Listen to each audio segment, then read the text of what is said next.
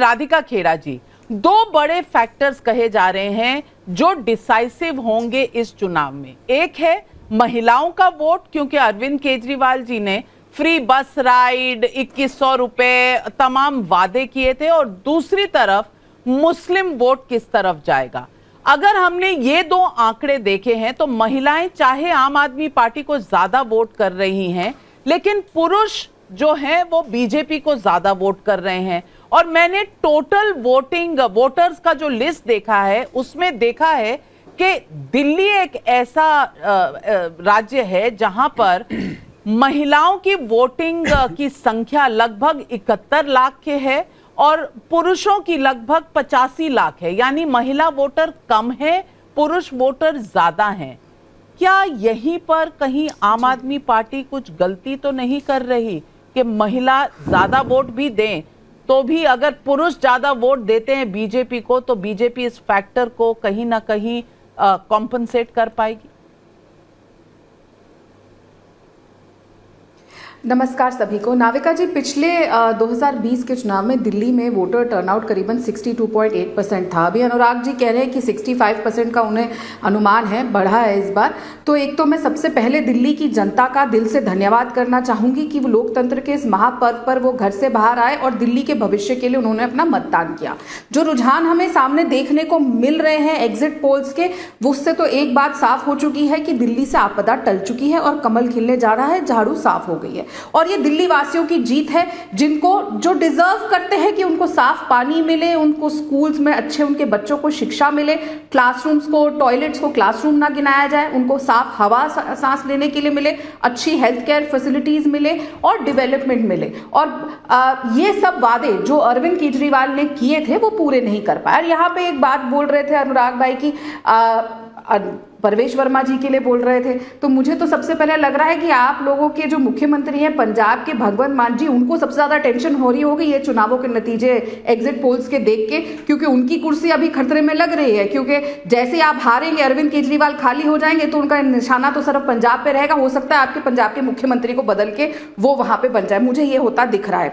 रही बात भारतीय जनता पार्टी की, तो दिल्ली की जनता एक ट्रेलर दे चुकी है लोकसभा चुनाव में और वही हमको देखने को मिलेगा। और मैं कभी भी नाविका जी एग्जिट पोल्स में बिलीव नहीं करती और अभी भी नहीं कर रही हूं, क्योंकि ये 40-44 से ज्यादा भारतीय जनता पार्टी को नहीं दे रहे। Mark my words, Bharatiya Janata party एक क्लियर मैंडेट के साथ कम से कम 50 सीटों के साथ दिल्ली में सरकार बनाने जा रही है। माय गॉड, बहुत बड़ा क्लेम है कि 44 से भी आप खुश नहीं है, आप 50 की बात कर रही है। लेकिन सबा नकवी जी, रिपोर्ट तो आपके पास आती है, पत्रकारों के पास रिपोर्ट आती है, आपकी रिपोर्ट क्या कह रही है? मेरी रिपोर्ट तो कह रही थी कि टक्कर की लड़ाई है और क्लोज है, लेकिन लोग ज्यादातर मान रहे थे कि 40 सीटें आप निकालेगी। लेकिन देखिए, आम आदमी पार्टी को 45 प्लस चाहिए टू पावर में रहने के लिए, क्योंकि उनके बहुत कैंडिडेट दूसरे पार्टी से आए हैं, कुछ बीजेपी से भी आए हैं, इधर उधर से आए हैं। तो ये नहीं कि वो आइडियोलॉजिकल अरविंद केजरीवाल के बिल्कुल अन्ना मूवमेंट वाले लोग हैं।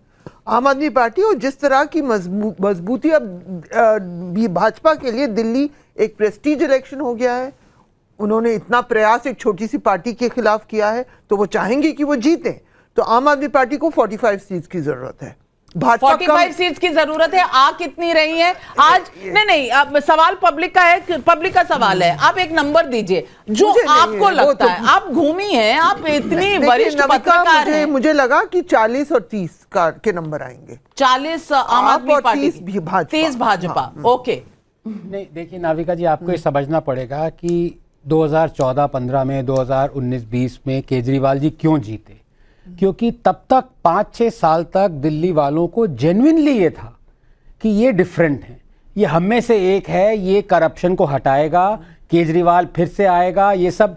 अब आप ये देखिए कि 2014-15 में 25% जो आपके कैंडिडेट्स थे जो इलेक्शन जीते थे वो एक्स अदर पार्टीज के थे, बीएसपी, कांग्रेस, बीजेपी। इस इलेक्शन में 75% आपके कैंडिडेट्स एक्स अदर पार्टीज के। ये आपको क्या दर्शाता है कि ये करप्शन, ये सारे मुद्दे जो हैं जिनसे आम आदमी पार्टी कहते थे हम अलग हैं, वो अलग नहीं है।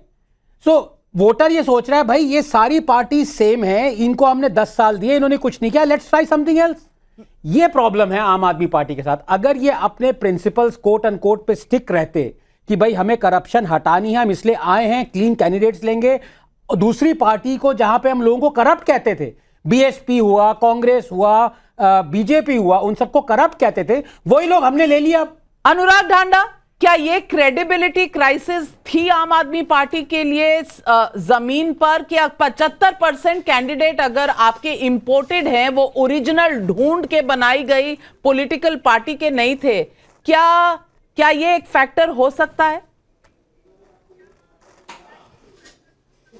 देखिए, मुझे नहीं लगता है कि ये नंबर्स कहां से लाए हैं, मुझे नहीं पता, लेकिन जो कैंडिडेट्स हमने इस बार भी फील्ड किए थे उनमें 40 से 45 ओरिजिनली जो 2013 में जब हमारी 2012 में जब पार्टी बनी थी तब से पार्टी के साथ जुड़े हुए हैं।